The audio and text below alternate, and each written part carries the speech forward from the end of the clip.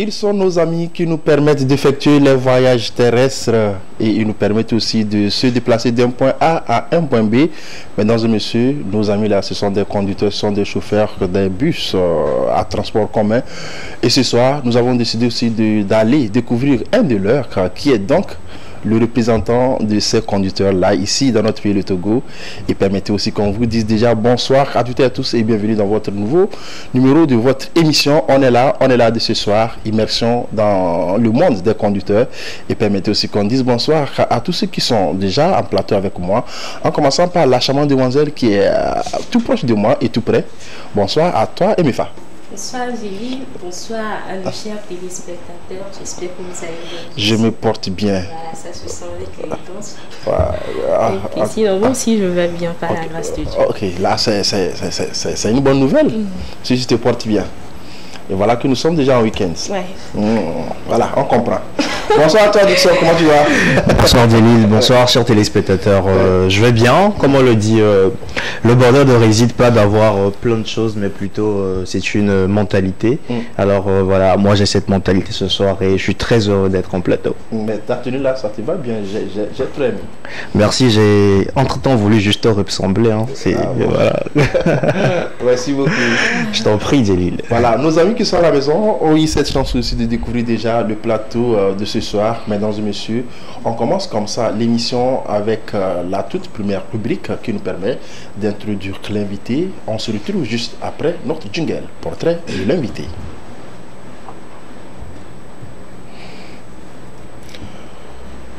Je disais donc qu'on va aller découvrir l'invité, mais bien avant, permettez aussi qu'on ait le jingle qui annonce cette rubrique. On se retrouve juste derrière.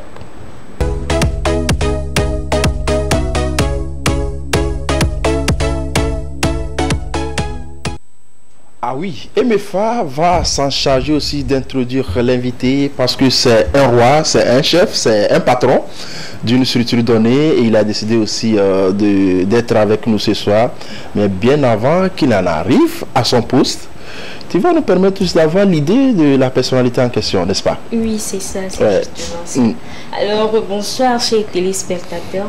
Notre invité est né le 9 février 1967 à Kitao dans la préfecture de Bina, conducteur de 1987 à 1990. Il devint transporteur juste après de 1990 à 1994. Il vécut pendant 3 ans en Allemagne et fut de retour au pays, le Togo, en 1997. Puis fut délégué général de Lucendito de la gare routière d'Agbalepedo entre la période de 1997 à 2014. Tout en revenant un peu en arrière dans les années 2012, il crée l'association de DC10 Transport. Alors, à partir de 2014, il fut secrétaire général adjoint de Lucendito. Quelque temps après, c'est-à-dire à partir de 2018, il fut élevé au poste de secrétaire général et au cours de la même année, il fut le président par intérim de Lucicor. Justement. Et de 2020 jusqu'à nos jours, il est deuxième vice-président de la fêtière patronale togolaise de transporteurs routiers. Et voici présenté en quelques lignes notre invité de ce soir, Monsieur Ukpejo Yaya, DG de DC10 Transport. Voilà, on a compris que nous avons affaire à un vieux loup qui a commencé il y a plus de 20 ans, voire 30 ans de carrière dans ce domaine. Mais quoi de plus normal aussi de s'apprêter, parce que juste après ça, on va nous mettre dans le bus de DC10, c'est ce que vous avez dit, pour se retrouver à Sokode. Oui, surtout. Tu connais Sokode, non? Surtout, je connais. Tu connais bien Sokode. Et toi, Emefa? Bon, pas encore, mais peut-être c'est l'occasion. Oui, c'est l'occasion. Merci beaucoup pour le travail et les recherches. J'espère bien qu'on va retrouver l'invité en plateau dans quelques instants. Mais bien avant, en période de Covid ou encore quand la maladie sévissait, on avait eu la chance de s'y rendre dans son bureau. Notre invité en question, il a laissé quelques mots qu'on a essayé aussi de ressusciter, sinon de rafraîchir la mémoire à tous nos amis qui sont en train de nous suivre. Si vous permettez, l'élément, on suit l'élément, on découvre l'invité. Il faudrait que vous lavez vos mains avant de monter dans le bus, que vous allez vous distancer 1 mètre à peu près. C'est ça qui a permis au gros bus de prendre, au lieu de 60 personnes, prendre 30. Plus le chauffeur, le convoyeur, ça fait 32 pour le gros bus.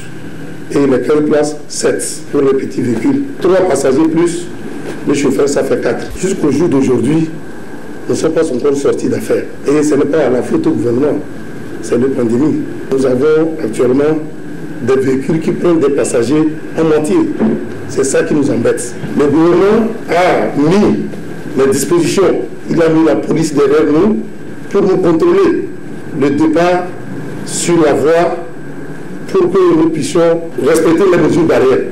Je crois que ça a fait qu'on a bien géré notre secteur et qu'on n'a pas vraiment eu un cas à ma connaissance.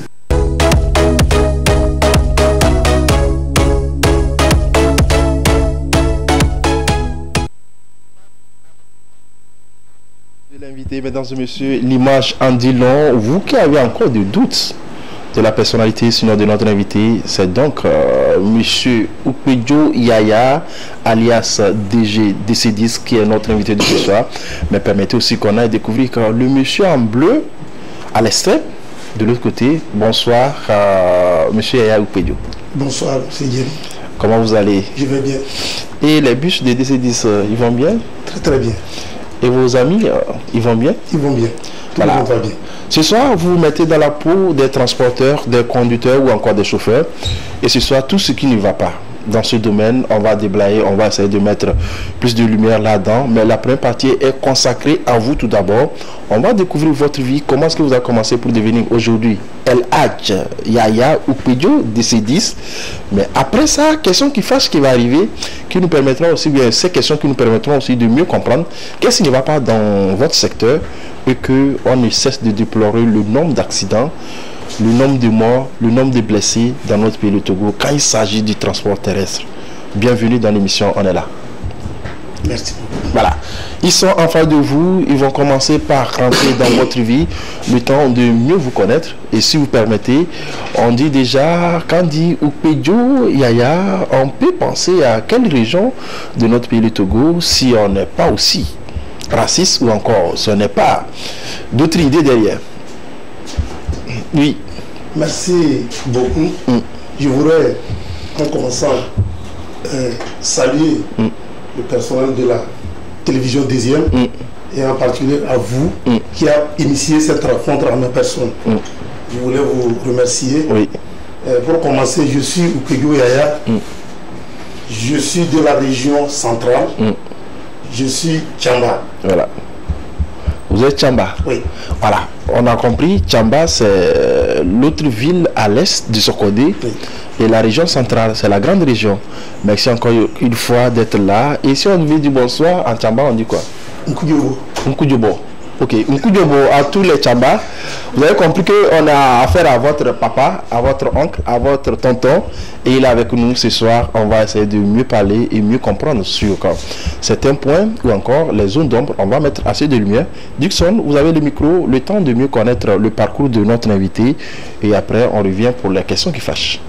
Voilà. La toute première question qui se jette à l'eau, c'est Dixon ou bien c'est Emifa? Je pense que je suis déjà dans l'eau. Hein. Donc il faut nager. Alors voilà, je sors les bras et je nage. Bonne arrivée sur ce plateau de Oui. L'émission on est là, monsieur Oupedjo Yaya. Un plaisir de vous accueillir parmi nous. Alors ma question, voilà, elle est toute simple. Dans le parcours, nous avons entendu parler d'un séjour en Allemagne. Ce séjour a exactement servi à quoi? Vraiment, je suis parti en Allemagne. Vous allez arranger sur le micro, vous permettez, voilà, justement, voilà. C'est bon? Oui, ça peut y aller. Comme ça. Bon, j'étais allé en Allemagne pour des raisons personnelles. Voilà. D'accord. Donc, si je comprends bien, vous parlez allemand? Je parle allemand. Donc après, on va parler allemand. Ok. Donc, mais tu peux y aller. Ok, bon. Bienvenue, monsieur. Merci. Dans l'émission, on est là. Et voilà, nous sommes ici pour vous rentrer dans le parcours et vous poser quelques questions.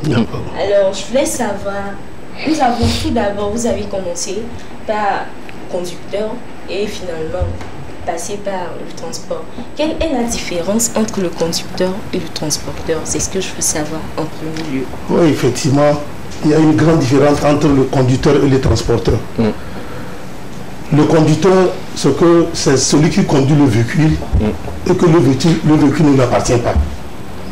Et il est comme employé. Voilà. Bon, le transporteur, c'est le propriétaire de ses engins. Voilà. C'est là où il y a la différence. Voilà. Ok. Oui. Ok. Une deuxième question. Et alors, vous avez créé la société DC10 Transport.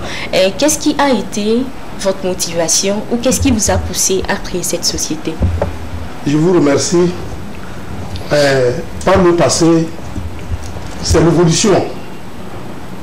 Par le passé, il y avait le transport, le Socoré, c'est des petits véhicules de 5 places. Ça a évolué jusqu'à 9 places, 15 places, même des bâchers. Bon, à un certain moment donné, il y avait un ministre à l'époque qui est M. Tampadia Lal, qui nous avait invités pour nous parler des bus, de créer des sociétés. Sinon, si on ne fait pas ça, je crois que c'est les pays étrangers qui viennent de le faire à notre place. Tout de suite, j'ai compris et c'est ça qui m'a motivé pour créer ma société avec les gros bus. Voilà. On comprend bien que vous avez la société en place déjà, mais bien avant qu'on en arrive là, on va se plonger dans le passé, dans l'enfance. On sait bien que M. Koudjo n'a pas fait de grandes études. Est-ce pourtant, c'est parce que vous avez raté l'école que vous êtes convergé vite dans la conduite et ce qui vous a avantagé maintenant d'être transporteur, ou bien c'est parce qu'il n'y avait pas de moyens pour pouvoir évoluer dans les études que vous avez décidé de rentrer dans ce domaine, ou encore, donne-nous les motivations qui vous ont amené dans le domaine du transport. Effectivement, ma maman était aisée. Elle pouvait tout faire pour moi pour que je puisse continuer mes études. Mais c'est le destin qui a voulu que je sois conducteur et transporteur. Et ce que je suis aujourd'hui, c'est mon destin. Parce que j'ai abandonné la classe comme ça pour me mettre à... Tout d'abord, quand j'ai laissé la classe, j'ai appris la mécanique. J'ai fait la mécanique pendant 2-3 ans avant de commencer à conduire. Vous avez fait la mécanique à 2, 3 ou à 12 roues? Quelle mécanique? 12 roues? J'ai fait la mécanique de 4 roues. 4 roues, voilà. Ok. Dixon? Oui, Djelil, j'ai une question. Tout de suite, moi je suis intéressé. Vous avez laissé les études justement pour ce domaine-là. Moi je suis désireux. Racontez-nous un peu votre premier jour en tant que conducteur. C'était comment? Comment ça s'est passé? Est-ce que vous trembliez au volant? Voilà, il y a eu quoi? Effectivement, j'ai eu mon permis en 87. J'étais pas encore né. À Sokodé. En 87. En 87. À Sokodé. Ça fait 35 ans. Oui.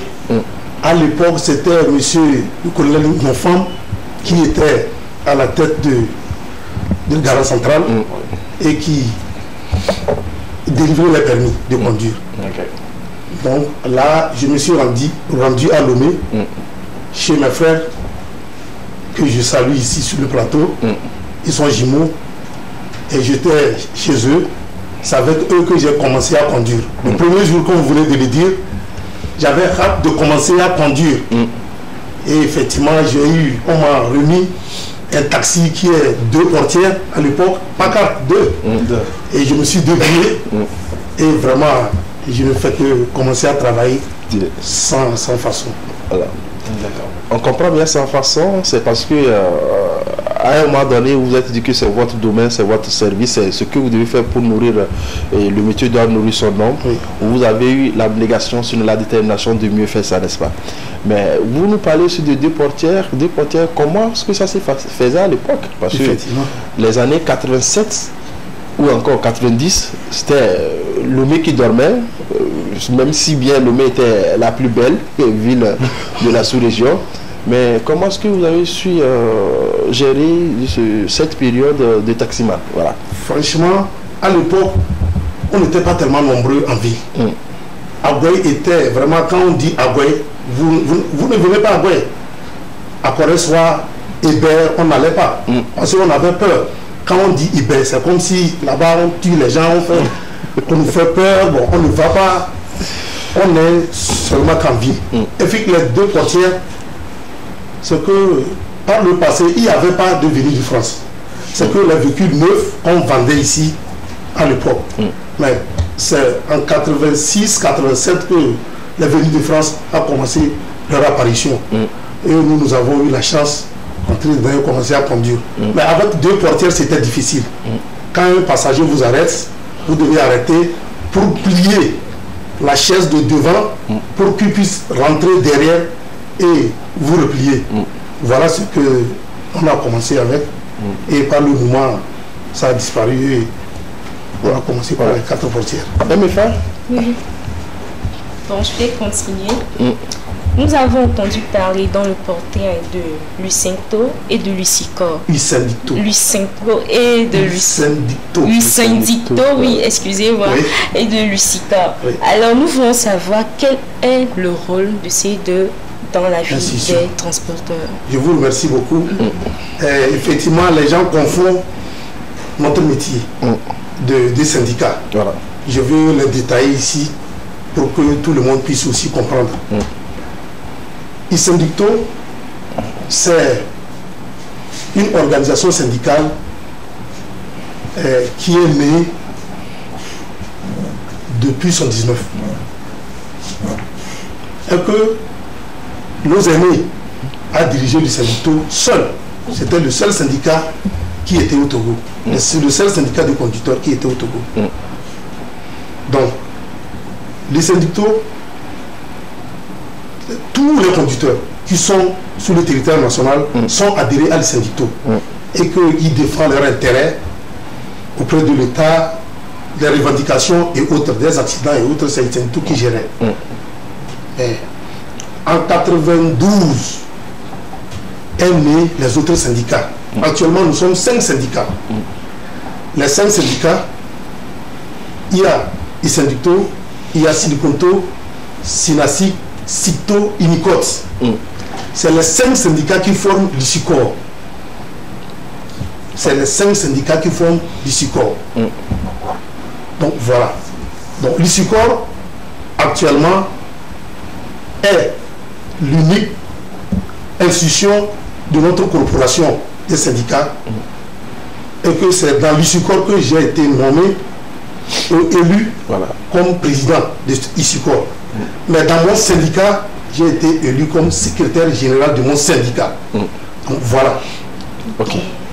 On comprend bien, je sais bien que ces questions vont revenir dans questions qui fâchent parce que là, on va mettre plus de lumière dans ces zones d'ombre-là. Mais on continue par découvrir l'homme en question et de la période conducteur en passant par cette période d'immigration vers l'Allemagne, se retrouver déjà au pays en 1994 pour avoir une structure, une société en place. L'expérience à partager avec la plupart de ceux qui sont en train de nous suivre.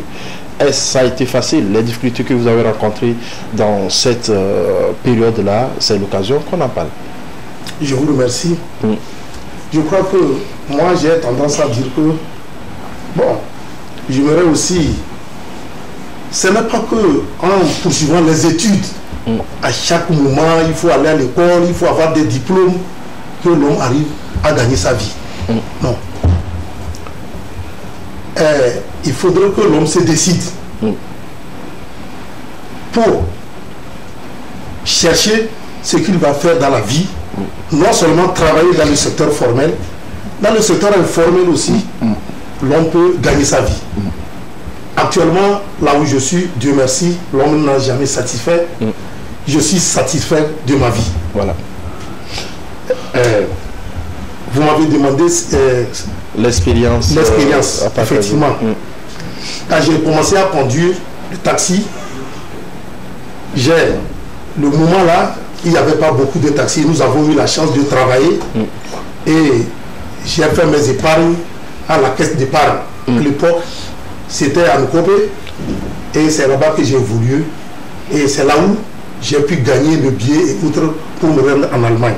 À l'époque, il n'y avait pas de visa. Quand vous avez le passeport togolais, vous vous rendez en Allemagne sans façon, sans problème.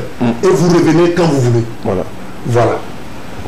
Donc, vraiment, je voulais encourager tout un chacun qui n'a pas encore eu leur travail dans le secteur formel, de chercher aussi dans le secteur informel, que ça peut marcher. Voilà. Ok. Une autre question, bien avant qu'on ferme la page. Voilà, on a un parcours très intéressant. On part de conducteur de taxi et on arrive à un fondateur d'une société de transport qui est un transporteur très reconnu. Moi, j'aimerais demander, n'y a-t-il pas forcément un moment où quelque chose n'a-t-il pas marché? Parce que c'est pas tout évident, ça ne peut pas être rose à tout moment. Il y a forcément quelque part où il y a un truc qui n'a pas marché. Et comment est-ce que vous avez géré ce truc-là? Pour vous dire, j'ai enduré beaucoup de choses avant d'arriver là où je suis. Quand j'ai commencé à arriver en Allemagne, j'ai apporté un gros camion que j'ai travaillé avec moi-même au volant. Et j'ai eu plus de 5 accidents avec le camion. 5e accident, le camion est KO. J'ai enduré vraiment des difficultés. Dieu seul sait comment j'ai fait pour en arriver là. Voilà. Sinon, il y a des difficultés que j'ai eues que je ne peux pas vous raconter ici. C'est énorme. Mais quand même, j'ai eu aujourd'hui le bonheur. Voilà, c'était juste pour préciser ce côté-là, parce que pour arriver au bonheur, il faut justement passer par les épines. On ne va pas venir tout raconter ici comme si c'était tout rose. Voilà. Donc voilà, s'il y a quelqu'un à la maison qui s'apprête à devenir conducteur, voilà, il sache que c'est vraiment pas tout rose. C'est bon, Emifa, une autre question? C'est bon. Voilà, c'est bon? C'est bon pour le moment. Pour le moment, j'espère bien qu'on va fermer la page du parcours et on rentre maintenant dans le vif du sujet.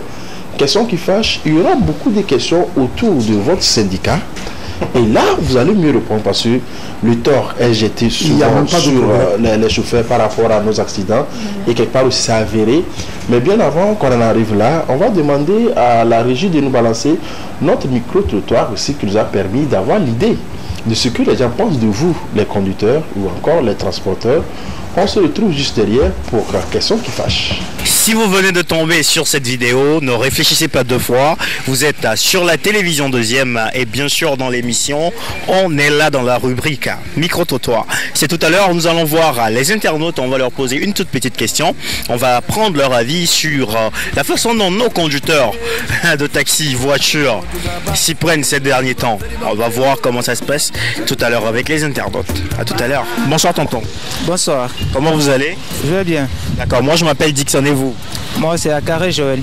D'accord, enchanté. Un fait remarquable ces temps-ci, c'est la conduite de nos chauffeurs sur les routes. Qu'est-ce que vous pouvez nous dire à propos de cela? En circulation, on peut dire que la majorité des accidents, c'est causé par nos conducteurs taximans. Oui. Souvent, vous allez voir qu'en circulation, taximan à la quête d'un passager sans clientèle, sans code, même il vire seulement quoi. Sans préavis, même il vire. Donc, si tu es derrière lui et que toi, si tu ne fais pas attention, bon, vous allez vous heurter et puis c'est un accident aussi comme ça. La plupart du temps, c'est leur problème ça. Qu'ils sont au téléphone la plupart du temps, bon, c'est un peu rare quand même, mais c'est que la quête d'un passager, c'est ça qui est important. Donc, comme il n'y a pas de stationnement où, bon, les passagers peuvent s'arrêter, un taximan va chercher à prendre des gens. Donc, bon, n'importe où il voit, il ne fait que virer, quoi. Il vire seulement, et bon. C'est ce qui se passe sur le terrain la plupart du temps, ça. Les chauffeurs taxi qui boivent parfois, qui se soumettent à l'alcool avant de conduire. Ah, ça ne manque pas. Ça ne manque pas.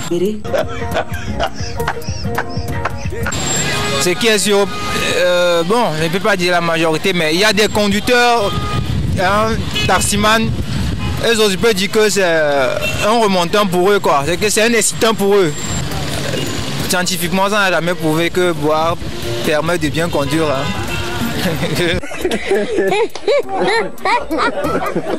Tata, bonsoir. Bonsoir. Nekule ko yana mio. Déborah. Ok, il y a un ambé Dixon. Il y a bien les simples. Il y a les chauffeurs. Nekule ko les villes mais le faire. Il y a quel micro sur une chose.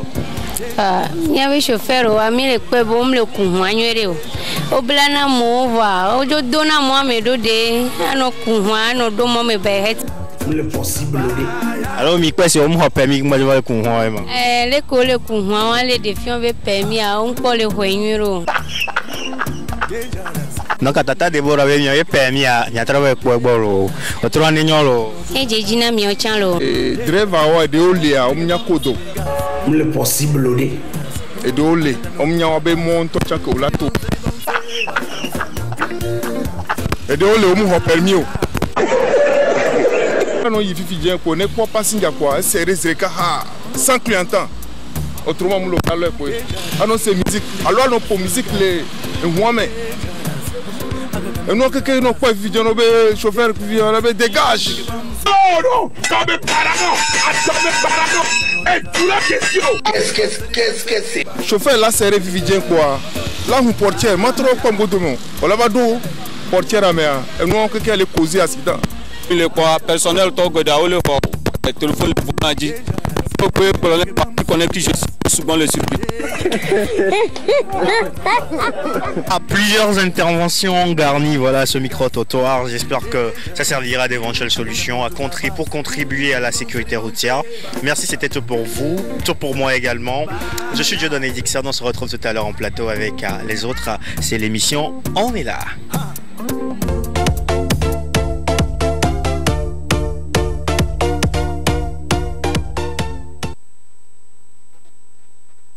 Et on est vraiment en plateau avec les autres, y compris notre invité. Et on change aussi de tendance. Question qui fâche, ça a commencé. Les amis qui sont en train de nous suivre actuellement, les téléspectateurs, sinon les internautes également, ont déjà essayé de mettre les jalons. On va commencer par déblayer maintenant. On va commencer aussi par mieux parler. On parle des chauffeurs qui n'ont pas de permis.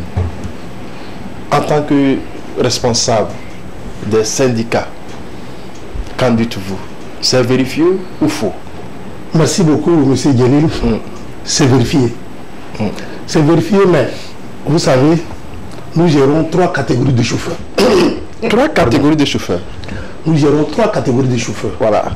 Quand on dit chauffeur, généralement, il y a un chauffeur qui n'est pas professionnel.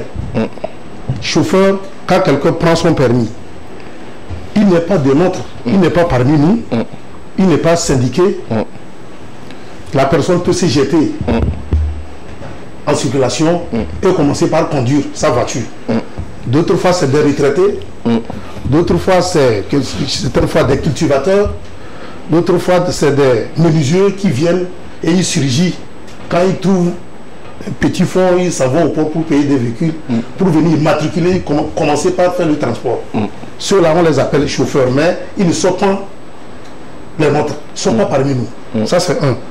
De deux, il y a des chauffeurs qui sont parmi nous. Et dans toute société, il y a des brebis galeux. Ceux-là aussi sont là, qui ne veulent rien comprendre, malgré la sensibilisation. Ils ne comprennent pas. Ils font tout ce qu'ils veulent. Ceux-là aussi. Mais troisième catégorie, il y a des chauffeurs professionnels reconnus par l'État. Reconnus par le syndicat et l'État qui conduisent bien. Je donne un exemple. Il y a des chauffeurs qui prennent des véhicules sans permis, comme la dame vient de le dire, sans permis, et qui conduisent. En cas d'accident, ils disparaissent. On ne les voit plus. Ceux-là, bon, on dit que c'est les chauffeurs, on attribue la faute aux syndicalistes, alors que certaines fois, on ne les connaît pas. Ils ne sont pas parmi nous. Voilà. À chaque 6 mois, il y a l'État, c'est-à-dire le ministère de la Sécurité, fait le bilan avec nous. Et vraiment, tout ce qu'on nous projette sur l'écran est alarmant. Franchement, nous voyons, on nous accuse souvent. Mais pourtant, je remercie à ce temps la DSR qui a pris la barre au corps pour vraiment éradiquer ce fléau.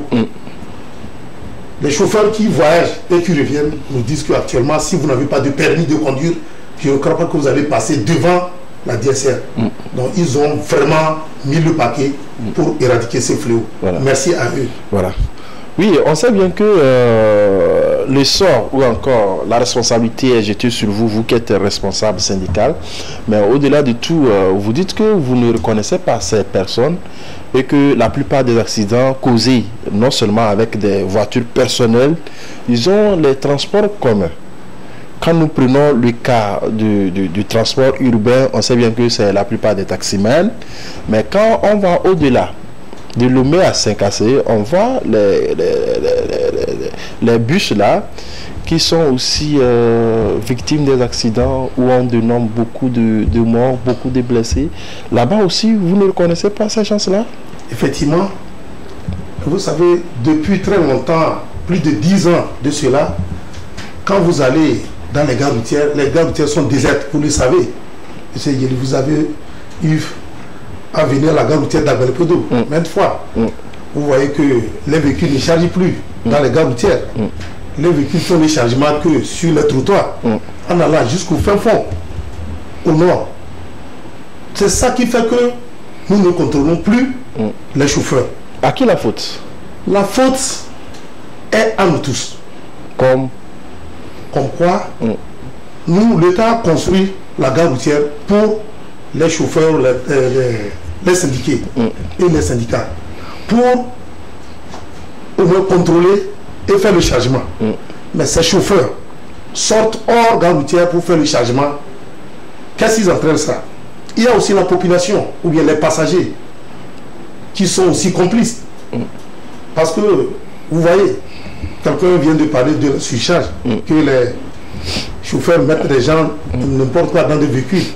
Vous qui êtes passager, quand vous venez, très respecté, et vous voulez payer le tarif normal comme l'État l'a fixé, est-ce que vous allez accepter qu'on vous surcharge dans le véhicule coincé? Ce n'est pas ça. Normalement, les passagers doivent aussi nous aider. Je parle de surcharge. Les passagers aussi doivent nous aider. Quand ils viennent pour entrer dans le véhicule, quand bien même que le véhicule balaie la route, comme on le dit, si vous voyez dans le véhicule que le véhicule est plein, avec la clé et les plombs, voilà. Quand ils voient le véhicule plein, il ne faut pas qu'il rentre. Il n'est pas forcé de rentrer, ou elle n'est pas forcée de rentrer dans le véhicule. Donc il faudrait qu'eux aussi nous aident pour ce problème. Voilà. Dixon, une autre question? Voilà, côté surcharge, je voulais venir là-dessus. Je vous ai devancé. Justement, parfois il y a un cas qui se produit. J'ai bien envie d'arriver quelque part à une heure donnée. Et voilà, je vois qu'il y a pénurie de voitures. Par exemple, je me rends à GTA, il n'y a qu'une seule voiture. J'ai peut-être 15 minutes pour y arriver. Je suis dans la voiture, je paye. Mais non, arrivé sur la route, le chauffeur se permet encore d'ajouter quelqu'un d'autre. Mais non, j'ai le droit de me plaindre. Je peux dire, chauffeur, je ne veux pas que vous ajoutez quelqu'un d'autre. J'ai déjà vécu des cas où le chauffeur te dit, si tu ne veux pas, tu sors. Tu descends. Or que j'ai aussi un timing à respecter. Je dois arriver à un endroit donné, à une heure donnée. Bon, je suis contraint de rester. Là, je ne pense pas que la faute soit encore pour les passagers. La faute, moi, je la jette directement sur les chauffeurs. C'est une question de sensibilisation. Ils doivent être conscients qu'une voiture de 5 places ne prend que 5 personnes. Voire moins. Voire moins, voilà. Bon, je vais donner l'exemple aussi. Bon, l'exemple que vous avez, la comparaison n'est pas raison parce que c'est un cas isolé. Certaines fois, c'est des cas isolés. Qui n'arrête jamais le combat. Un coup isolé. Vous savez, à Accra, ici à Accra, ça dit que vous n'allez pas vous faire surcharger. C'est les passagers qui refusent. Quand vous prenez le véhicule à Accra, vers Lomé, il y a une ville qui s'appelle Akachi. Akachi. Voilà. Il y a des gens qui descendent à Akachi. Plus 3-4 personnes descendent. Mais s'il y a encore des passagers, c'est n'a pas qui veut surcharger pour remplacer ceux-là qui sont descendus. Les passagers disent non. Non, j'ai vécu ça. Si vous voulez faire ça, on va aller à la police. Le chauffeur est obligé de respecter. Bon, vous dites que vous voulez respecter votre timing. C'est ça qui... Ça dit ça va continuer. Vous devez agir et descendre, ou alors à dénoncer le chauffeur chez le syndicat ou bien la police, au moins pour qu'on l'interpelle. Ça peut passer. Mais quand vous laissez, chaque temps vous laissez votre timing, ça va continuer. Parce que le chauffeur, il veut de l'argent. Lui aussi veut de l'argent. Donc, bon, il n'est pas conscient de ce qu'il fait. Voilà. Oui, se basant sur les statistiques récemment données par le ministère de la Sécurité, disons l'année passée, l'année écoulée, on a compris que la plupart des accidents ou la plupart des cas de mort qu'on a eu enregistrés dans les accidents, ce sont dans des transports communs. Mais on sait bien que vous êtes des syndicalistes, ou bien vous avez un syndicat où la plupart des véhicules aussi chargent dans les stations, mais qui n'ont pas de visite technique. Mais pourquoi ça? Oui, je disais... La personne quitte la station, prend beaucoup de personnes dans la voiture pour un voyage. Au même moment, vous ne vous rassurez pas si véritablement la voiture est en bon état pour pouvoir arriver à destination. À un moment donné, sur la route, on attend accident, les morts, de gauche à droite. Vous n'êtes pas encore responsable à ce point? Merci beaucoup, M. Guélil. La question vient souvent. Ce que je vous ai dit tantôt ici, que nos gares routières sont désertes. On ne fait pas le chargement des gares routières pour au moins contrôler ceux-là qui veulent voyager avec leurs engins. Pour qu'on puisse contrôler même le surcharge, pour qu'on puisse contrôler les visites techniques ou les choses, permis ou assurance. Mais nous sommes en train actuellement d'organiser un congrès. Je suis le président du SUCOR par intérim. Paix à son âme, c'était le camarade Massiot Ormador qui était le président, et subitement il est décédé et j'ai été élu comme l'intérimaire. Voilà. En septembre, nous allons aller au congrès et après le congrès, nous allons initier la sensibilisation dans tout le pays et inviter l'État à nous aider pour faire le contrôle et rabattre tous les conducteurs dans les gares routières. Oui, mais il y a ceci aussi. Quand vous pensez que jusque-là, la plupart de vos amis qui sont dans les syndicats avec vous ne sont pas encore conscients de la chose, mais on voit souvent ceux qui sont au bord des routes avec des tickets, ils coupent des tickets et les outils appartiennent à quel type de syndicat? Voilà. Ce que, voyez-vous, je ne peux pas nier, parce que c'est un fait qui est vrai. Par exemple, si je donne l'exemple à Soupont, ici, voilà, à Teblocopé, oui. Nous avons nos syndiqués qui sont là-bas. Mais quand les véhicules sortent pour faire le chargement là-bas, ils sont obligés de les suivre pour les vendre les tickets, parce qu'ils sont dans notre corporation. Mais on sait que ce n'est pas bon de faire le chargement au bord de la route. Bon, on fait avec. Mais en septembre, je crois que ça va s'arrêter. Voilà, on parle aussi, Dixon, tu vas arriver, on parle aussi des taximans en pleine ville. On sait bien que la plupart qui sont là, ils sont là à la recherche, disons, des passagers. Oui. Ils n'ont plus la notion du code de la route. Oui. On peut serrer où on veut, quand on veut, on s'arrête comme on veut. Oui. Et cela aussi cause des accidents. Oui.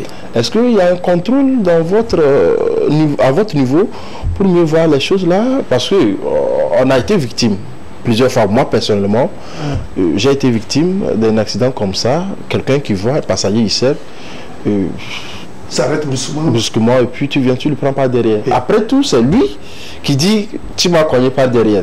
Et de sur quoi il s'arrête avant de sortir les clignotants. Oui. Mais avec ce comportement, on pense que jusque-là, le syndicat ne fonctionne pas. C'est pas qu'on jette aussi des discrédits à votre personnalité ou à votre chose. C'est ce qui se passe, c'est de ça on parle. Qu'est-ce qu'il faut faire? Oui, je le disais tantôt. Vous savez, quelqu'un qui vient, je vous ai parlé de 3 catégories de chauffeurs. Première catégorie de chauffeurs qui vient et qui achète son véhicule, qui commence à travailler, qui n'est pas dans notre corporation. Comment voulez-vous qu'on le contrôle? Mais il est en ville, il est ambulant, il fait ce qu'il veut en ville. Non, on ne le connaît pas. Il y a des taximans ambulants, ils sont pleins. Des taximans que nous on contrôle, c'est des taximans qui ont leur gare routière, bon, leur section. Par exemple, quand vous allez à Sigamé, vous allez voir des sections un peu partout. C'est les nôtres. Mais ceux-là qui circulent en ville, ce ne sont pas les nôtres. Mais quelles sont les démarches entreprises par rapport à ça? Je crois que l'État est en train de mettre en place quelque chose que vous allez découvrir. Et il n'y en aura plus des taxis qui prennent des gens qui traversent la région. Parce que vous avez oublié cet aspect. Il y a des taximans aujourd'hui qui prennent des passagers ici jusqu'à Kara. Oui. Ils prennent des passagers jusqu'à Sokodé. Donc ils viennent. Vice versa. Maintenant, on doit limiter ces taximans. Et là, on va mieux contrôler en ville. Dixon, une autre question? Oui, moi je reviens sur le cas de, des longs bus. Par exemple, si je prends les transporteurs. Oui. Déjà, je tire chapeau à tous ces conducteurs-là. D'abord, c'est pas facile. Je salue votre courage. Parfois, il faut aller de jour, parfois, il faut aller de nuit. Voilà. Maintenant, moi, j'aimerais particulièrement savoir quelles sont les conditions que ces personnes-là doivent remplir avant qu'on leur remette ces genres de bus. Parce qu'après, il y a une question qui suit, mais je dois d'abord savoir. Oui. Je vous remercie. Sauf que toute chose vient pas à pas. Par le passé, effectivement, on remet le véhicule à quelqu'un qui a son permis requis pour conduire l'engin de catégorie D, transport en commun. Quand il a ça, c'est-à-dire qu'on lui remet le véhicule pour conduire. Mais maintenant, ce n'est plus ça. Il y en aura, la Banque mondiale et l'État togolais a décidé pour ramener le permis professionnel. Il y a aussi un simulateur au niveau de la DTRF on va mettre ça en place. Pour conduire maintenant, si tu es professionnel, chauffeur professionnel, tu dois aller là-bas pour passer l'examen. En dehors de ton permis de base, tu dois aller là-bas parce que ton permis, tu veux l'utiliser comme profession. Donc on doit te remettre le permis professionnel. Là, ça doit distinguer le permis de catégorie B ou D que tu veux utiliser toi-même personnellement ton engin. Mais si l'engin est commercial, tu dois aller passer l'examen avec le simulateur, la DTRF, pour qu'on puisse te délivrer le permis de conduire. Voilà. L'engin que tu veux conduire. Voilà, alors j'en viens à ma question. Je pense que les simulateurs doivent vite venir. Parce que si on prend les transports en commun, surtout ceux qui bossent la nuit, je ne sais pas, par exemple, si je prends d'Apon, Lomé, ça doit faire normalement combien d'heures? Mais il y en a qui arrivent largement. Je veux parler de l'excès de vitesse. Surtout quand ils remarquent que les gens sont en train de dormir. Oui. Là, vous allez, brusquement, vous voyez qu'ils s'arrêtent. Et quand vous vous réveillez, il y a 2 heures, on a quitté d'Apon, là on est déjà à Kara. Mais c'est quand même la vie des 60 personnes qui sont dans les bus. Je sais qu'il n'y a pas vraiment moyen pour les contrôler une fois qu'ils sont en route. Mais je pense que c'est un problème qu'il faut voir très rapidement, sinon ça risque de devenir très alarmant. Merci beaucoup. Effectivement, votre remarque est pertinente. Moi-même, certaines fois, je voyage la nuit, je vois ce qui se passe, comment les gens conduisent ces bus. Mais nous, qui font Lomé, Kara, Lomé, Sokodé et autres, nous, on ne roule pas la nuit. On roule que dans la journée. Mais, néanmoins, il y a aussi l'association de ces bus. Il y a aussi leur président que je vais aussi toucher et pour le parler de ces problèmes de leur conseiller. De ces manquements. Oui, de ces manquements. D'accord. Julie, si tu permets encore une question. Une autre question, voilà. L'avant-dernière. Il y a plusieurs sociétés de transport aujourd'hui. Voilà. Pourquoi moi, par exemple, pour voyager, je dois choisir DC10? Pourquoi je dois choisir DC10? Et non, peut-être, pour ne pas faire la publicité, je dis par exemple LK. Pourquoi pas? Bon, effectivement, ça dépend. Il y a plusieurs critères. Justement, c'est les critères là. C'est les critères. Il y a plusieurs critères. Oui. Vous voyez que actuellement, nos gares routières sont éloignées l'un ou l'autre. Il y a d'autres qui préfèrent, si DC10 par exemple est vers Agbalepedo. Et que moi, je suis client, je suis au nord. Je voulais voyager. Je ne veux pas venir prendre le véhicule qui va s'arrêter tout près ici et après je prends Z pour rentrer chez moi. Oui. Je préfère prendre de ces dire pour au moins m'approcher de votre destination. Justement. Autre critère, il y a actuellement la concurrence. La concurrence est rude. Très rude. Mais non déloyale. Oui. Voilà. Il y a le bus que les Chinois vendent actuellement neuf, que toute personne veut quelque chose qui est nickel, qui est neuf. Il y a aussi ces aspects-là que les passagers veulent aussi être quelque chose dans des bus confortables et très à l'aise et neufs. Les gens aussi choisissent ces critères-là. Il y a aussi l'accueil. Il y a aussi l'accueil au niveau des guichets, au niveau de votre chose. L'installation, oui. Il y a aussi l'accueil, l'endroit, tout ça, là, ça attire les gens. Mais il y a plusieurs facteurs. Voilà, d'accord. Maintenant, justement, chez vous, chez le DC10, qu'est-ce qui fait la particularité? Qu'est-ce qui fait la particularité de DC10 par rapport aux autres transports? Et après, il descend vers la comptabilité. Oui. Effectivement, DC10 a été créé en 1980 et en 2012, comme je vous l'avais dit, à Sokodé. Il y avait mon aîné Sérou qui faisait que les dimanches et les jeudis. Mais moi, quand j'ai commencé à Sokodé, c'était chaque jour. Et vraiment, les gens ont trouvé que, vraiment, avec DC10, il y a le confort, il y a... Bon, les chauffeurs sont expérimentés, mes chauffeurs vraiment sont expérimentés. Ouais, il faut le reconnaître. Même quand vous posez des questions à des gens de trucs, les chauffeurs sont expérimentés. Et que ce n'est pas les chauffeurs d'alors, c'est des anciens chauffeurs que j'ai choisi pour conduire des gens. Donc, ma particularité aussi, c'est ça. Mais les anciens chauffeurs qui ont l'aptitude aussi de mieux conduire ou les anciens chauffeurs fatigués? Non. Quand je dis les anciens chauffeurs, vous savez, pour passer le permis D, ta vision, on doit contrôler ta vision. Voilà. Donc, si tu n'as pas la carte de vision apte à conduire, on ne peut pas te renouveler ton permis. Voilà. On a compris beaucoup de choses sur, disons, dans votre domaine. On a compris qu'il y a aussi ceux qui ne vous appartiennent pas, ces chauffeurs-là, qui sont des ambulants, qui sont aussi des responsables des cadavres qu'on rencontre par-ci, par-là, dans la circulation. Mais au-delà du tout, on a compris que vous êtes en train de mener, disons, cette guerre-là pour pouvoir éradiquer ce fléau qui ne cesse aussi de causer les accidents. Merci pour ce travail, merci infiniment d'être en plateau avec nous. J'espère bien que vous n'êtes pas trop fâchés, parce qu'on a besoin aussi de la lumière sur ces zones d'ombre-là, et que nous allons continuer l'émission. On va vous donner un peu de sourire aux lèvres. On va jouer avec vous, si vous le permettez. Oui, instant jeu, c'est l'heure, mesdames et messieurs, la dernière rubrique de cette émission. On se retrouve juste après le jingle.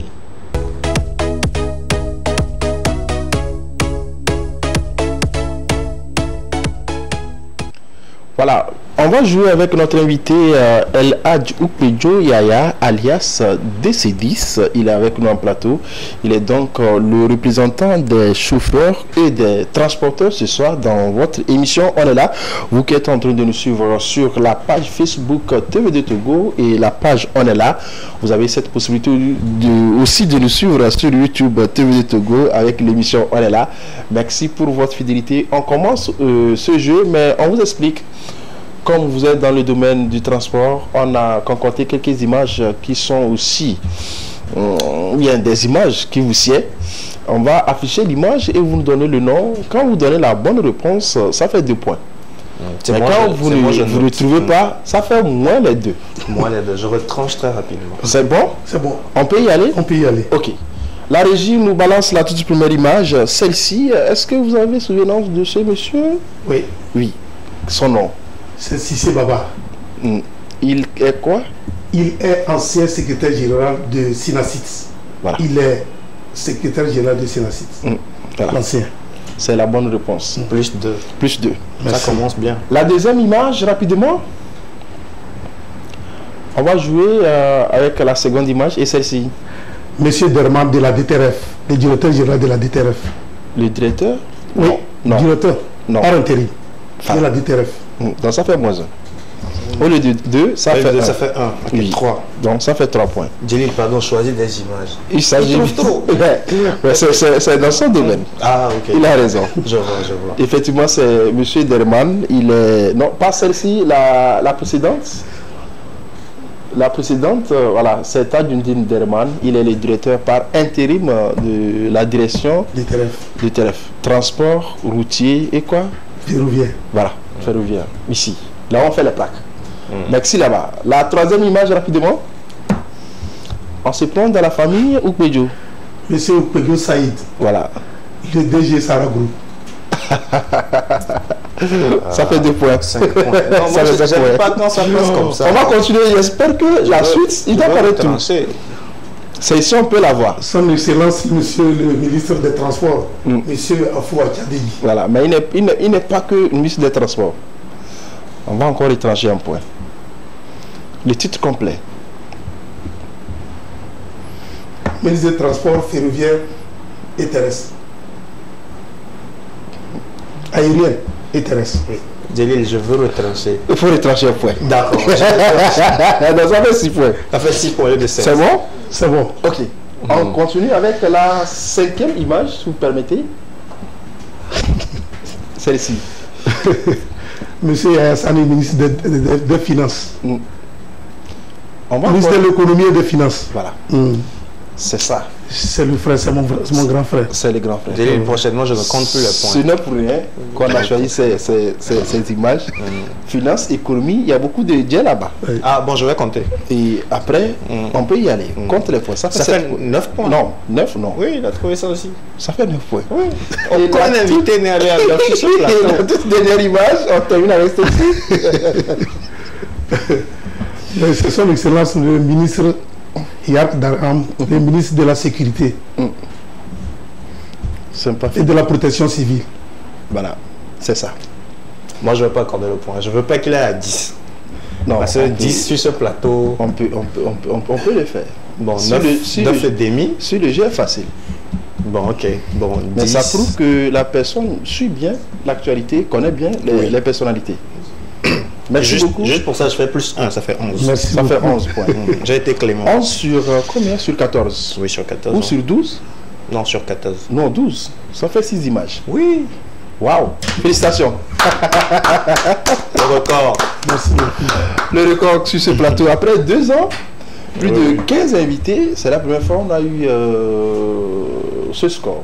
Voilà. Merci beaucoup. 15, non, 11 sur 12. Voilà, félicitations. Merci beaucoup. Pratiquement à la fin de l'émission, et un dernier mot, monsieur Oukpedjo Yaya. Bon, je vous remercie. J'aimerais à ceux-là, mes syndiqués qui me suivent, vous avez suivi toutes ces questions. J'aimerais les conseiller parce que certaines fois on dit qu'en décembre, il y a trop d'accidents. Les accidents se produisent en décembre. Décembre n'est pas fait pour des accidents. C'est nous-mêmes qui le causons. Donc j'aimerais leur demander qu'en décembre, parce que je n'aurai pas peut-être la chance de revenir ici, peut-être c'est après décembre, pour leur conseiller que c'est en décembre qu'il se produit beaucoup d'accidents. Il y a l'agissement, il y a les passagers, tout le monde veut aller vite revenir. C'est ça qui cause des accidents, des dépassements défectueux, comme vous venez de le dire. Donc ils n'ont qu'à cesser. Voilà. Ils n'ont qu'à cesser. Ça finit? Oui.